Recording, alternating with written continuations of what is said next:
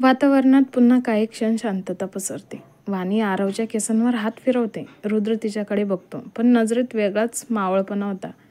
तेवढ्यात नर्स आत येते. नर्स मॅडम, डॉक्टर बोलावतात तुम्हाला. रिपोर्टबद्दल सांगायचं आहे. वाणी घाबरते. ती पटकन उठते, पण तिच्या थरथरत्या हातांकडे पाहून रुद्र हळूच बोलतो. रुद्र थोडं सौम्य पण ठाम आवाजात, चल मीही येतो. दोघं डॉक्टरच्या केबिनमध्ये जातात. डॉक्टर रिपोर्ट्स पाहत बसलेले. डॉक्टर गंभीर स्वरात, मिस वाणी, आरवची प्रकृती अजूनही नाजूक आहे. दीर्घकाळाच्या उपचाराची गरज आहे. ॲडव्हान्स ट्रीटमेंटसाठी मोठा खर्च होईल. वाणीचे डोळे पाणावतात. ती काही बोलू शकत नाही. रुद्र तिच्याकडे पाहतो. तिचा असहाय्य चेहरा पाहून त्याच्या मनात वेगळंच वादळ उठतं. वाणी हळू आवाजात, डोळे पुसत, किती खर्च येईल डॉक्टर? डॉक्टर मोठा आकडा सांगतो. वाणीचे पाय थरथरतात. चेहरा पांढरा फटक होतो. ती खुर्चीला धरून उभी राहते. तिच्या डोळ्यात निराशा दाटते. रुद्र काही क्षण विचारात पडतो. मग अचानक थंड स्वरात बोलतो, रुद्र, तो खर्च मी सांभाळतो. वाणी चकित होऊन त्याच्याकडे बघते. वाणी चकित थरथरत्या स्वरात, सर आपण का? हे माझं कुटुंब आहे. तुम्ही का? रुद्र तिला मध्येच थांबवतो. त्याच्या डोळ्यात नेहमीसारखा कठोर कटाक्ष टाकत. रुद्र निर्विकारपणे, गैरसमज करून घेऊ नकोस मिस वाणी. मी कोणतीही दानधर्माची मूर्ती नाही. मदत करतोय, पण एका डीलवर. वाणी स्तब्ध. तिचा श्वास वेगाने चालतो. वाणी हळू आवाजात, डील? कसली डील सर? रुद्र काही क्षण शांत राहतो. मग थंड स्मित हास्य करत उत्तर देतो, रुद्र, वेळ आल्यावर कळेल. आत्ता एवढंच समजून ठेव. तुझ्या भावाच्या उपचारासाठी पैसे मी देणार आहे, पण त्याची किंमतही तुला चुकवावी लागेल. वाणीच्या चेहऱ्यावर धक्का. तिच्या डोळ्यात गोंधळ आणि भीती एकत्र दिसते. ती बोलायला जाते, पण शब्द अडकतात. रुद्र तिच्या नजरेत न बघता सरळ दाराकडे वळतो. रुद्र निर्विकार स्वरात, मागे वळून न पाहता, उद्या सकाळी ऑफिसमध्ये भेट. तिथे तुला पहिलं पाऊल समजेल. तो खोलीतून बाहेर जातो. वाणी तशी स्तब्ध उभी राहते. आरवचा हात धरलेला असतो, पण तिच्या मनात आता नवीन वादळ उसळलेलं असतं. डोळ्यांतून पाणी येतं. भावासाठी दिलासा, पण रुद्रच्या डीलसाठी भीती होती. सकाळी ऑफिसमध्ये वाणी नेहमीप्रमाणे शांत चेहऱ्याने आपल्या टेबलवर बसलेली. काल रात्रीची हॉस्पिटलची घटना तिच्या मनात अजून ताजी होती, पण ती कामात लक्ष घालवण्याचा प्रयत्न करते. तेवढ्यात रुद्र येतो. चेहऱ्यावर नेहमीप्रमाणेच थंड भाव, पण आतून तो पूर्ण रात्र झोपलेला नसतो.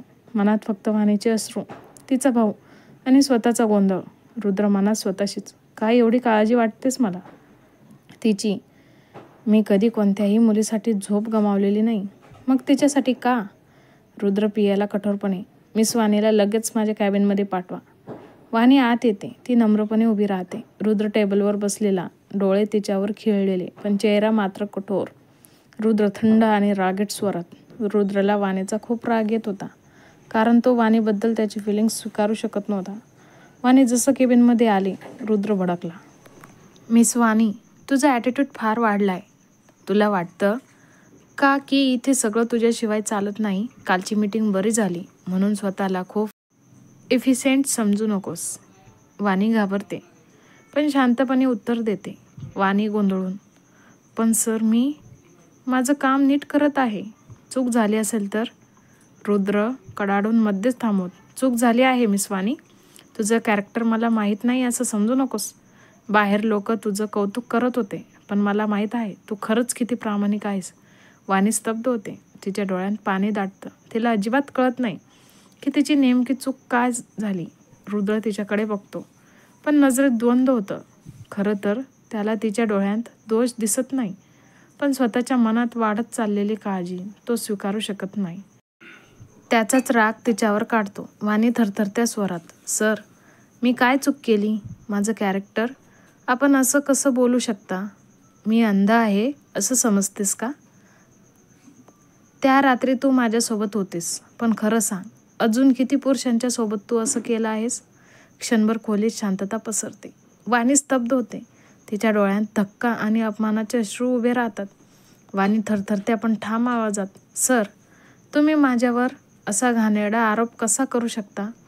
मी कधीच. रुद्र टेबलावर हात आपटतो, तिला मध्येच थांबवत.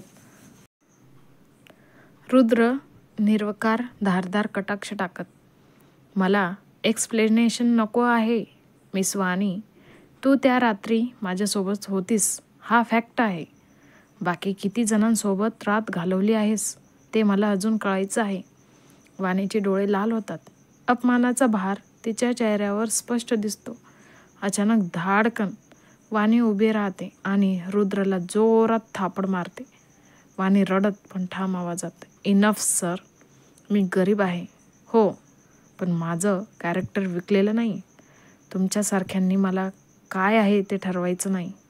रुद्र काही क्षण स्तब्ध, त्याचा हात गालावर ठेवलेला. मग हळूहळू दुसरीकडे नजर वळवत त्याच्या चेहऱ्यावर एक हलकं स्मित हास्य उमटतं. राग आणि आकर्षण यांचा अजब संगम होता.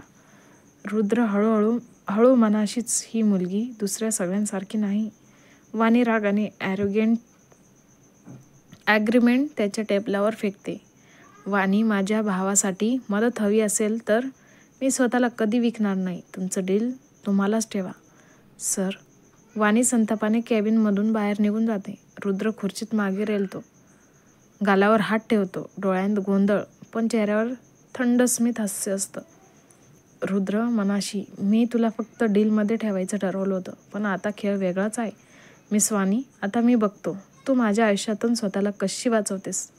वाणी कॅबिनमधून रागाने बाहेर पडते. दरवाजा धाडकन बंद होतो. रुद्र तिला जाताना बघतो पण काही बोलत नाही. त्याच्या डोळ्यांत राग, गोंधळ आणि थोडीशी खंत दाटलेली. काही क्षणांनी केबिनचा दरवाजा हलकेच उघडतो. जियान, रुद्रचा बॉडीगार्ड, आत येतो. चेहऱ्यावर गंभीरता. जियान हलकेच पण ठाम आवाजात, बॉस, एक शॉकिंग बातमी आहे. त्या रात्री वाणीला कोणीतरी फसवलं होतं.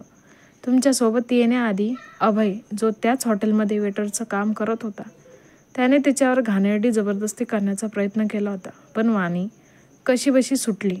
आणि मग पुढे जे काही झालं ते तुम्हाला माहीतच आहे. रुद्रचा चेहरा शांत पण डोळ्यात एक वेगळी चमक. तो काही बोलत नाही. जियान पुढे सांगत, बॉस, ही सगळी प्लॅन तुमच्या रायव्हल कंपनीने केली होती. अभय त्याच्यासाठी काम करत होता, पण वाणीला बघून त्याची नियत बदलली आणि तो वाणीसोबत जबरदस्ती करणार होता. रुद्र दीर्घ श्वास घेतो. खुर्चीवर मागे रेलतो. काही क्षण त्याच्या चेहऱ्यावर भावनाचं वादळ दिसतं. राग, अपराधीपणा आणि खोल विचार. रुद्र फक्त एक शब्द थंड आवाजात, जियान आदराने मान झुकवतो आणि केबिन बाहेर निघून जातो. दरवाजा बंद होताच रुद्र डोळे मिटतो. त्याला आठवतं वाणीचं रडणं, तिचं थप्पड मारणं आणि त्याने दिलेला कॅरेक्टरवर केलेले आरोप. तो डोकं खाली घालतो, कपाळावर हात ठेवतो. रुद्र मनाशी, मी तिच्यावर एवढा अन्याय केला.